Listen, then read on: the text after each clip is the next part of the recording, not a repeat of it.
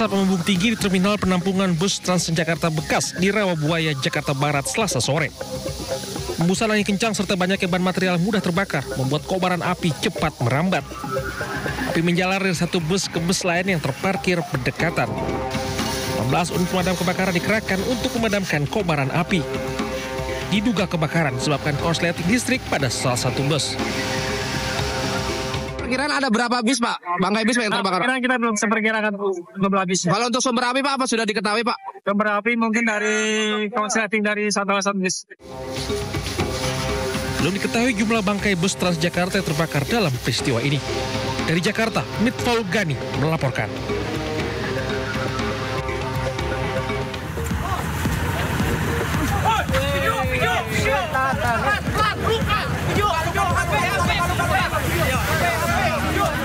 Kericuhan terjadi saat anggota DPRD Kota Cilegon diduga sengaja menabrak seorang peserta unjuk rasa yang mencoba memblokade gerbang pabrik tepung milik PT Bungasari Flour Mills Indonesia di Kecamatan Ciwandan, Kota Cilegon, Banten.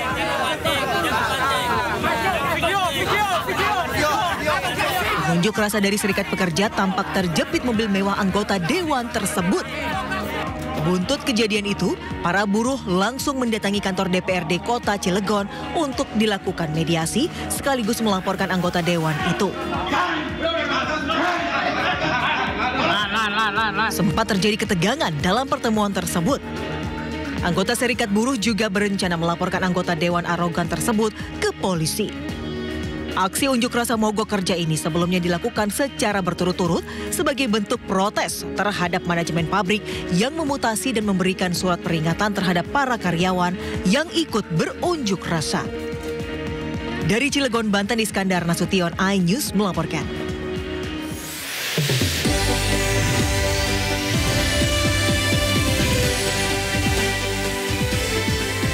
Kejagung kembali memanggil 2 mantan staf Sus Nadiem Makarim dalam kasus dugaan korupsi pengadaan laptop Chromebook.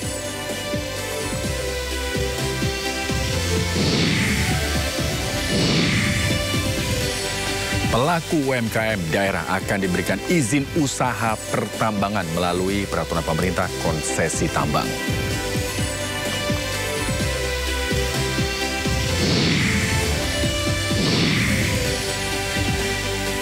Sekjen Perhimpunan Advokat Indonesia Bersatu, Ade Darmawan, diperiksa Polda Metro Jaya terkait kasus tuduhan ijazah palsu Joko Widodo.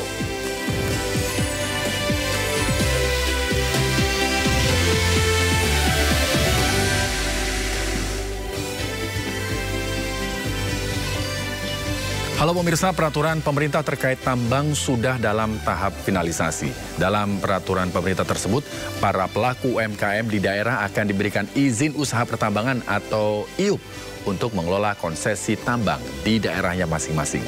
Mampukah UMKM yang berskala mikro dan kecil itu mengelola tambang yang membutuhkan dana besar? Saya Rizky Hasan. Anda menyaksikan Sido Sore.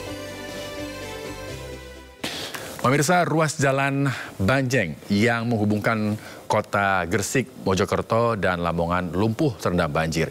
Tingginya curah hujan di kawasan hulu sungai dan kondisi air laut yang sedang pasang menjadi penyebab meluapnya air sungai.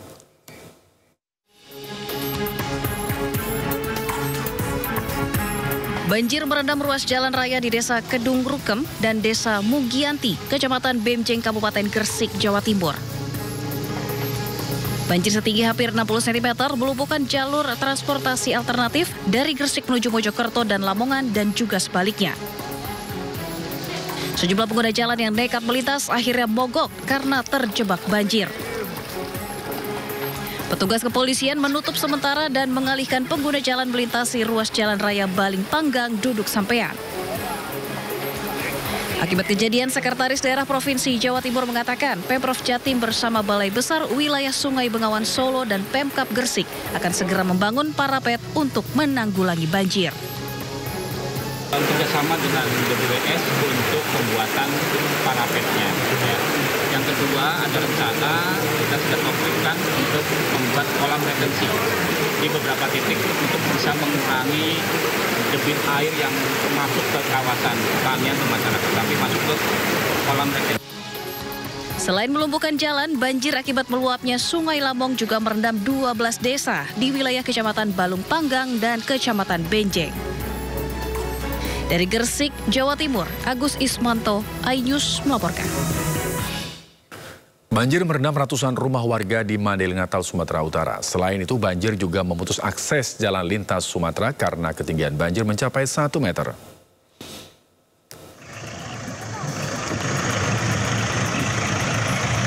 Ruas jalan lintas Sumatera di Kecamatan Natal, Mandailing Natal, Sumatera Utara masih terendam banjir dengan ketinggian hingga 1 meter. Sejumlah kendaraan warga mogok saat menerobos banjir.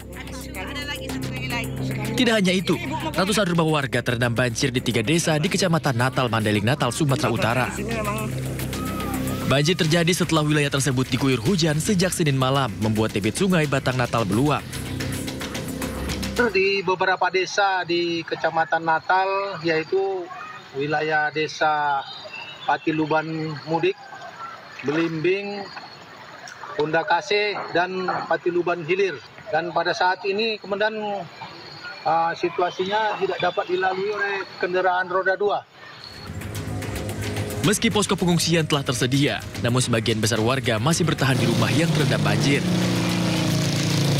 Warga korban banjir berharap bantuan pakaian, selimut, dan kebutuhan sehari-hari lainnya. Dari Mandailing Natal, Sumatera Utara, Ahmad Hussein Lubis, iNews melaporkan. Pemirsa, pemerintah resmi mencabut izin usaha pertambangan dari 4 perusahaan tambang nikel di Kabupaten Raja Ampat, Papua Barat Daya. Dalam temuan di lapangan, 4 perusahaan tersebut ditemukan sejumlah pelanggaran lingkungan yang jaraknya dekat dengan wilayah geopark.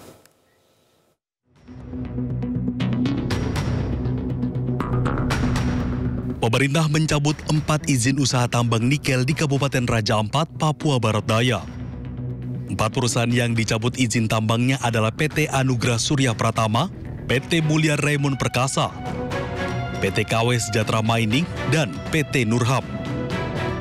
Menurut Menteri ESDM Bahlil Lahadalia, pencabutan izin usaha dilakukan karena melanggar aturan lingkungan. Selain itu, kawasan tersebut termasuk ke dalam kawasan geopark. Sementara untuk kontrak karya untuk PT GAK, izinnya tidak dicabut karena dianggap jauh dari kawasan geopark. Meski demikian, pemerintah menegaskan akan tetap melakukan pengawasan khusus. Nah, kaitannya dengan itu kami melapor kepada Bapak Presiden dengan mempertimbangkan berbagai hal. Bapak Presiden memutuskan, memperhatikan semua yang ada, mempertimbangkan secara komprehensif, dan Bapak Presiden memutuskan bahwa 4 IUP yang di luar Pulau GAK itu dicabut.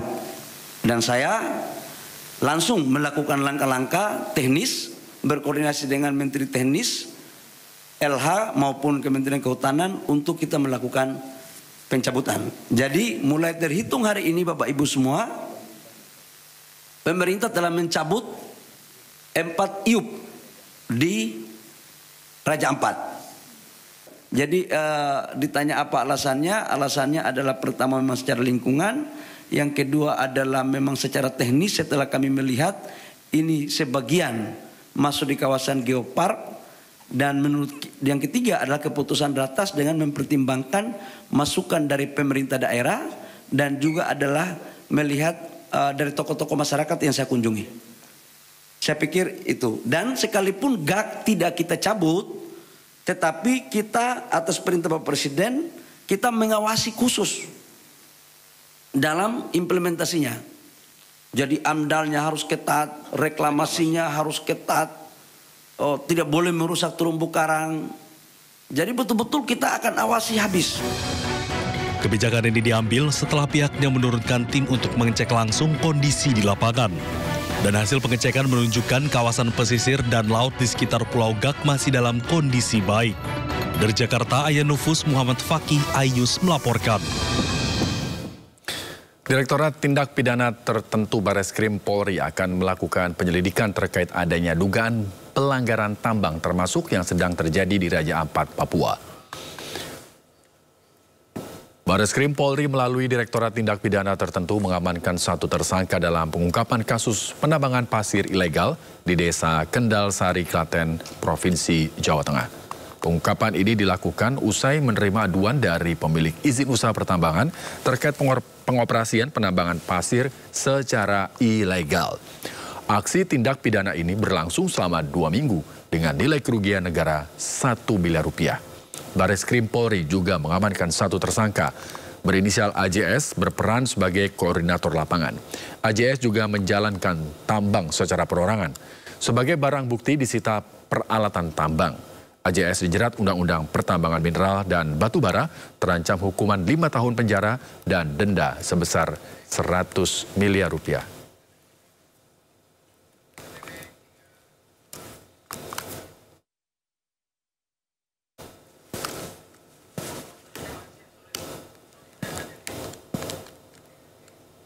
Tambang itu pasti selalu ada kerusakan lingkungan. Itu emang tambang mana yang nggak ada kerusakan lingkungan, makanya nanti direklamasi. Walaupun ada cuma makanya ada aturan untuk reklamasi, ada di situ kewajiban pengusaha untuk memberikan jaminan reklamasi. Bapak, berarti udah ada yang diselidiki ya Pak? Itu diselidiki berdasarkan laporan masyarakat atau seperti apa Pak? Atau temuan. Pemirsa, Kejagung kembali memanggil 2 mantan staf Sus Nadiem Makarim untuk diperiksa dalam kasus dugaan korupsi pengadaan laptop Chromebook pada hari ini. Kita langsung saja menyimak bagaimana penjelasan dari Kapus Penkum Kejaksaan Agung. Kita dipanggil berkali-kali, staf khusus ini dipanggil berkali-kali, tidak hadir dan kemudian dipanggil lagi. Tapi kan rentang waktunya kan pendek banget nih. Tapi sebenarnya apa kebutuhan yang paling penting dari pemeriksaan staf khusus ini bagi penyidik sehingga berkali-kali harus dipanggil? Perannya sebagai apa sih dia sebenarnya Pak dalam perkara ini? Saya kira dalam berbagai kesempatan kita sudah sampaikan bahwa sebagai staf khusus sangat terkait dengan analisa-analisa teknis. Kan staf khusus itu memberikan saran-saran, memberikan pandangan-pandangan. Nah itu yang mau didalami penyidik, apa kaitan antara kedudukan posisi mereka sebagai staf khusus dengan proses pengadaan Chromebook ini, itu ya. Apa memang di staf khusus ini yang mengubah rekomendasi pengadaan laptop beroperasi Windows menjadi Chromebook? Itu yang akan didalami. Maka ini bagian dari proses penyidikan, ya. Penyidik juga berpikir seperti itu, seperti jalan pikirannya media, teman-teman. Kenapa? Karena posisinya sebagai staf khusus. Apakah staf khusus itu berwenang dalam proses pengadaan? Bukankah dalam proses pengadaan ada yang disebut dengan pengurus pengadaan? Itu ya. Lalu kalau misalnya para staf khusus ini memberikan saran, memberikan pandangan, nah dalam konteks apa?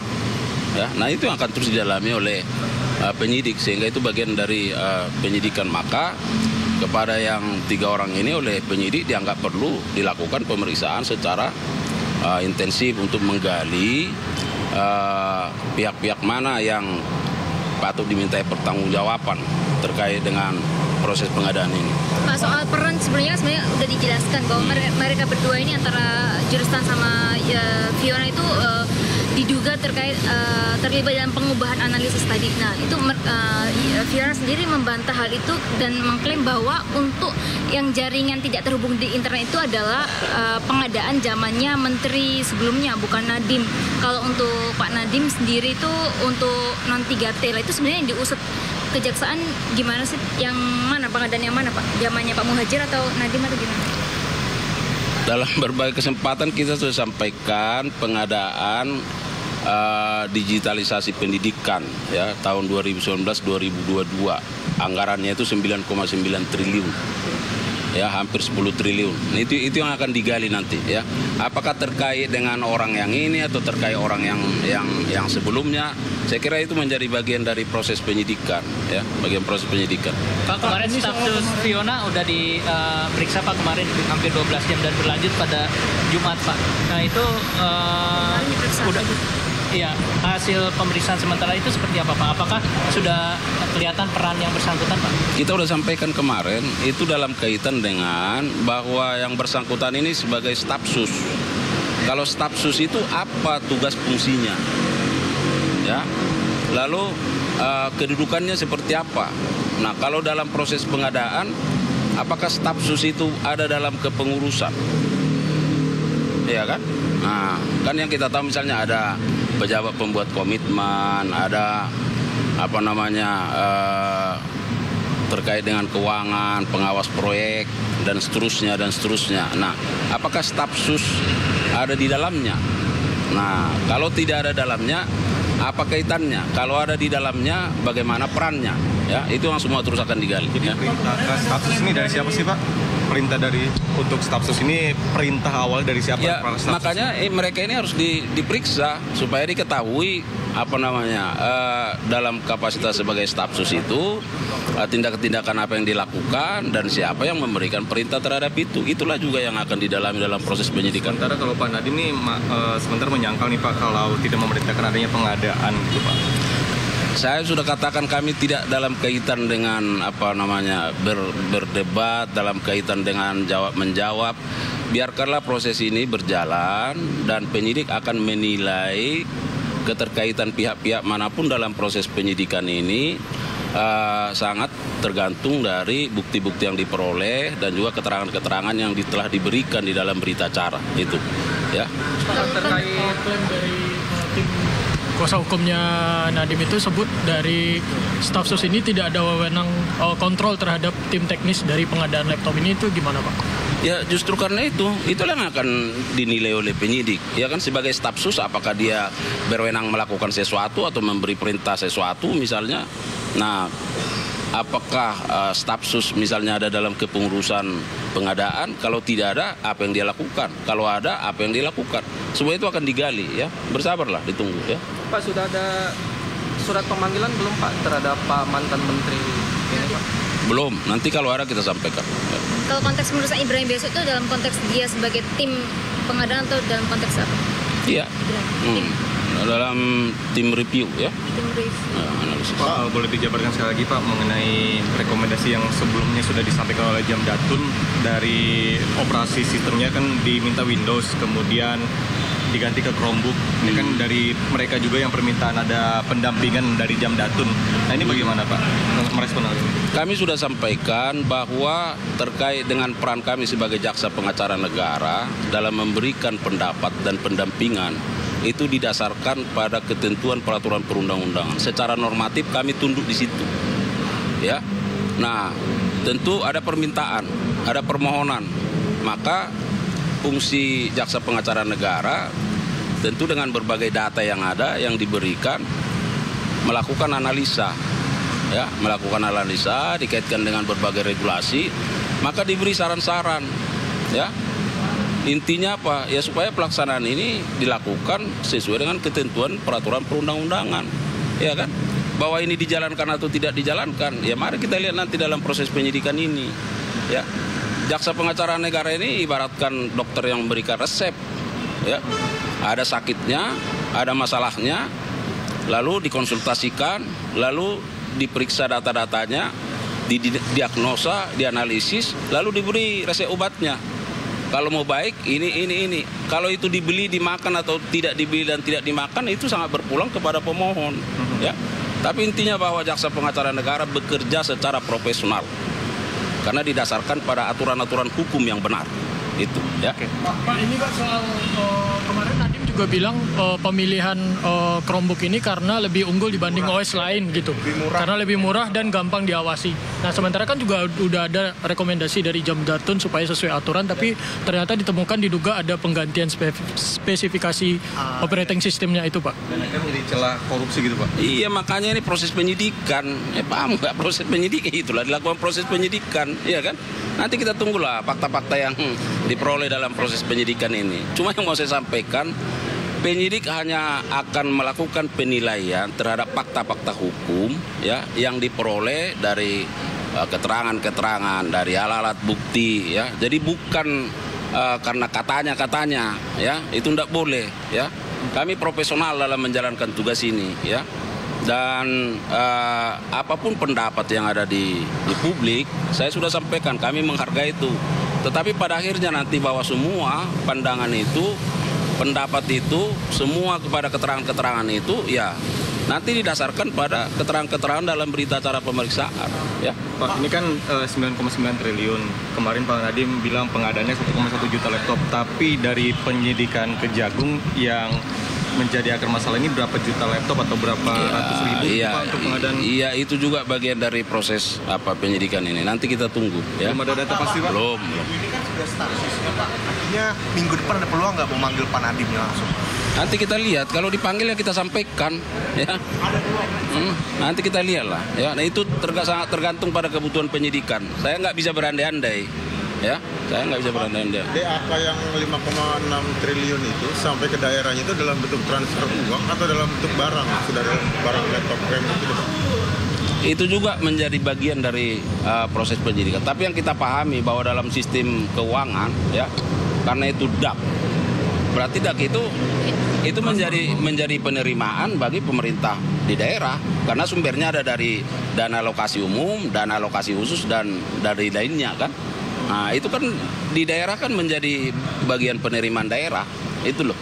Bahwa bagaimana nanti proses pengadaan terkait Chromebook ini, apakah diadakan di sini atau di daerah, itu maka saya bilang itu bagian dari proses penyidikan ini, ya. Kalau vendor-vendor laptop Pak, sejauh mana untuk iya, itu juga nanti akan didalami. Ini baru aja berlangsung beberapa. Kalian udah majunya seperti, iya kan? Ya, nanti kita lihatlah, kasihlah ruang bagi penyidik untuk melakukan tugasnya, ya. Bahwa kita terbuka menyampaikan informasi terkait dengan perkembangan dari penyidikan ini. Pak, perhitungan sementara dugaan kerugian negaranya itu berapa? Saksi aja belum pada diperiksa, ya. Ini 28 itu sudah diperiksa atau apanya? Yang sebelumnya 28 orang? Iya, kan itu yang didalami terus, ya. Pak, tadi pagi di depannya ada TN Pak dari pabrik anaknya Rija Halid, PT OTM itu gimana Pak? Ya baik, jadi saya sampaikan bahwa benar penyidik pada jajaran Jampitsus sejak tadi pagi ya, sekira pukul 7 pagi ya sudah berada di lokasi dan melakukan penyitaan terhadap satu bidang tanah seluas 31.921 meter persegi. Ya, SHGB nomor 119 atas nama PT OTM dan satu bidang tanah seluas 190.694 meter persegi SHGB nomor 32 atas nama PT OTM, dan di atas tanah tersebut ada berupa bangunan-bangunan 5 tangki kapasitas 24.400 kiloliter, ada 3 tangki kapasitas 20.200 kiloliter, ada 4 tangki kapasitas 12.600 kiloliter, ada 7 tangki kapasitas 7.400 kiloliter, ada 2 tangki kapasitas 7.000 kiloliter, dan ada jeti 1 dengan max displacement 133.000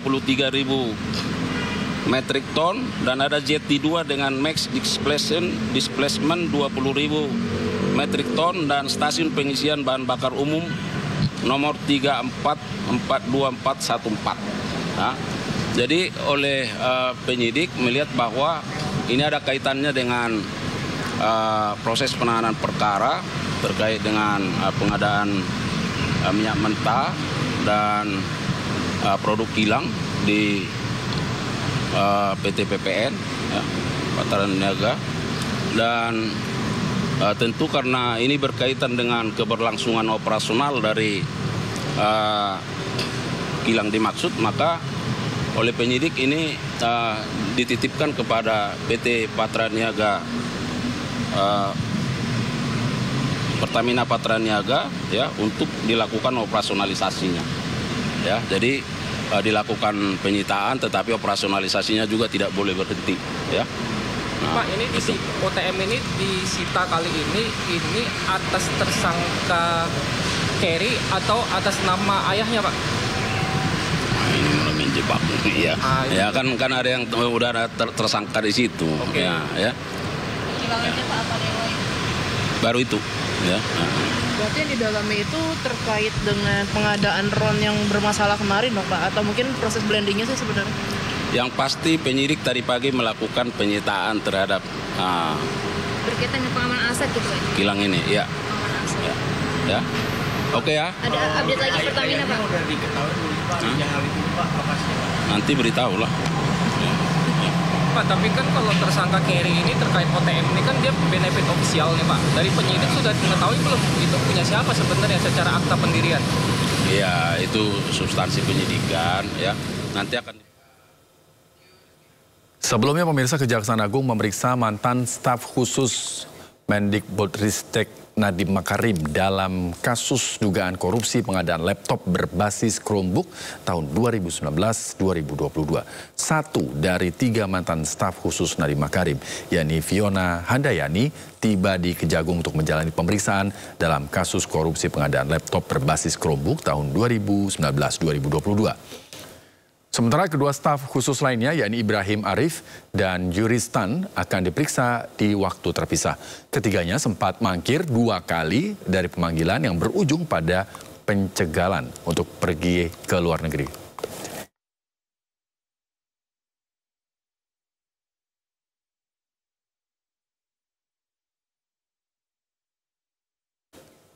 Mantan Menteri Pendidikan Kebudayaan, Riset dan Teknologi Nadiem Makarim menyatakan komitmennya untuk kooperatif dalam kasus dugaan keterlibatan korupsi pengadaan laptop Chromebook yang menyeret namanya.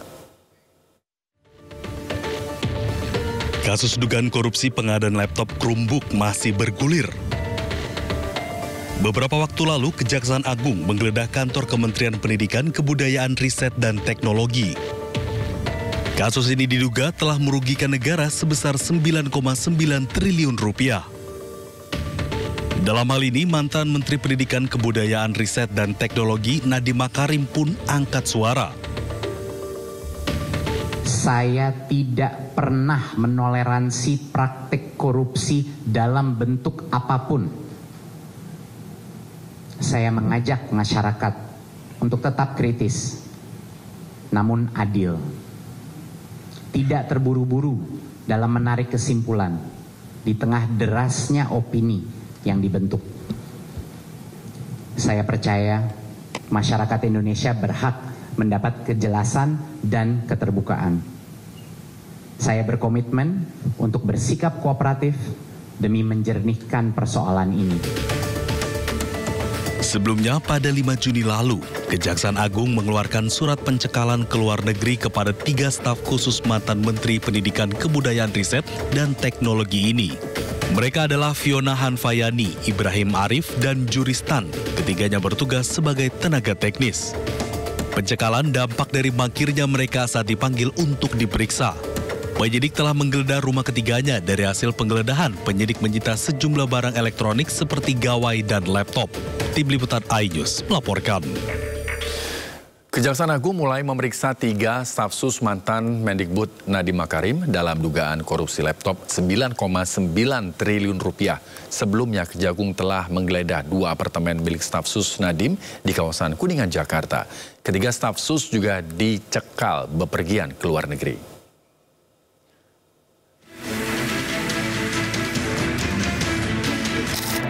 Kasus dugaan korupsi Chromebook senilai 9,9 triliun rupiah di Kemendikbudristek terus diselidiki. Pekan ini, Kejaksaan Agung bakal mulai memeriksa 3 staf sus mantan Mendikbud Nadiem Makarim. Sebelumnya, ketiga staf khusus Nadiem juga telah dicekal bepergian ke luar negeri. Kejagung juga telah menggeledah 2 apartemen milik staf sus Nadiem, yaitu JT dan FH, pada 21 Mei lalu.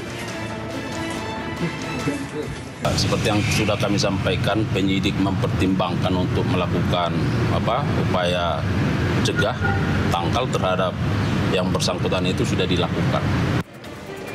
Dugaan korupsi laptop 9,9 triliun di Kemendikbudristek periode 2019-2023 menyeret nama Nadiem Makarim. Di periode kepemimpinan Nadiem, diduga ada persekongkolan untuk pengadaan laptop berbasis Chromebook. Padahal Indonesia belum memerlukan laptop jenis tersebut lantaran keterbatasan akses internet di wilayah Indonesia. Kejaksaan Agung menyatakan ada peluang memeriksa Nadiem Makarim dalam kasus tersebut. Tim Liputan iNews melaporkan.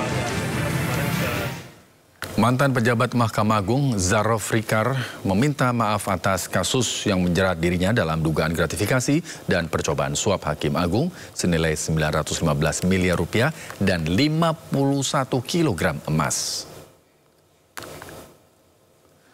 Ungkapan penyesalan dan meminta maaf disampaikan mantan pejabat Mahkamah Agung Zarof Rikar saat menjalani sidang pledoi atau pembacaan nota pembelaan atas tuntutan jaksa di Pengadilan Tipikor Jakarta.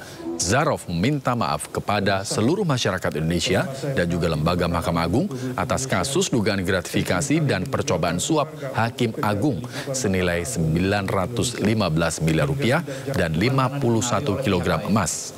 Atas perbuatannya, Zarof Rikar didakwa oleh jaksa penuntut umum dengan hukuman 20 tahun penjara. Merujuk pada unsur dengan maksud untuk mempengaruhi putusan perkara yang saya amat menyesal di umur saya yang sudah 63 tahun dan pada masa pensiun serta di saat saya berikhtiar untuk menghabiskan banyak waktu bersama keluarga. Saat ini saya malah berada di sini karena kelalaian saya. Semoga dengan adanya perkara yang saya alami dapat menjadikan saya pribadi yang lebih baik lagi. Pada kesempatan ini saya juga meminta maaf yang sebesar-besarnya kepada Mahkamah Agung Republik Indonesia, di mana saya mengabdi kurang lebih selama 33 tahun. Kejaksaan Agung Republik Indonesia dan seluruh masyarakat Indonesia atas perkara yang saya alami. Nama Zarof Rikar terseret kasus dugaan suap kepada 3 hakim Pengadilan Negeri Surabaya dalam vonis bebas Ronald Tanur. Zarof menjadi maklar kasus tersebut.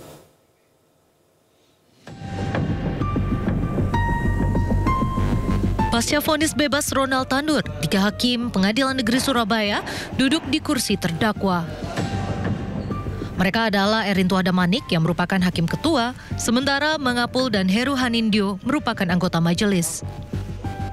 Ketiganya didakwa sebagai penerima suap dan gratifikasi dalam vonis bebas Ronald Tanur dengan nilai 1 miliar rupiah dan 308 ribu dolar Singapura dengan total sekitar 4,67 miliar rupiah. Total ada 6 orang yang ditetapkan sebagai tersangka atas kasus dugaan gratifikasi putusan bebas Ronald Tanur di PN Surabaya. Mereka adalah 3 majelis hakim yang memutus perkara mantan pejabat Mahkamah Agung Zarof Rikar, ibu serta pengacara Ronald Tanur. Dari penangkapan maklar kasus sekaligus mantan pejabat Mahkamah Agung Zarof Rikar, diduga ada pemufakatan jahat untuk menyuap majelis hakim kasasi perkara Ronald sebesar 5 miliar rupiah agar putusannya menguatkan vonis bebas majelis hakim PN Surabaya. Kasus bermula dari jeratan hukum untuk Ronald Tanur atas kematian kekasihnya Dini Sera Afrianti. Ibu Ronald Tanur, Meriska Wijaya, berupaya agar anaknya bebas. Ia pun meminta pengacara bernama Lisa Rahmat mengurus perkara tersebut. Lisa lalu menemui Zarof Rikar untuk mencarikan hakim PN Surabaya yang dapat menjatuhkan vonis bebas. Ronald pun akhirnya divonis bebas pada 24 Juli 2024. Namun di tingkat kasasi, Mahkamah Agung membatalkan putusan bebas tersebut. Ronald Tanur akhirnya divonis 5 tahun penjara. Tim Liputan iNews melaporkan.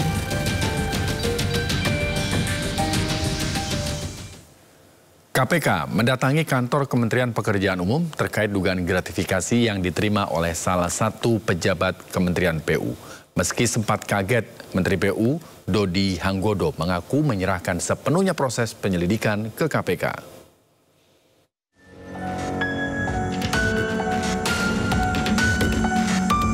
Menteri Pekerjaan Umum Dodi Hanggodo mengaku tidak mengetahui jika kantornya akan didatangi KPK. Dodi juga mengaku belum mendapatkan laporan tentang hasil pertemuan KPK dengan Inspektorat Jenderal Kementerian PU. Namun ia mendorong pengusutan lebih lanjut terkait kasus gratifikasi di lingkup Kementerian PU. Mosok? Saya tidak tahu, saya dari istana. Terkait kasus kelanjutannya gimana Pak? Kan kita tahu. Ya nunggu laporan dari Irjen lah pastilah, saya nggak tahu.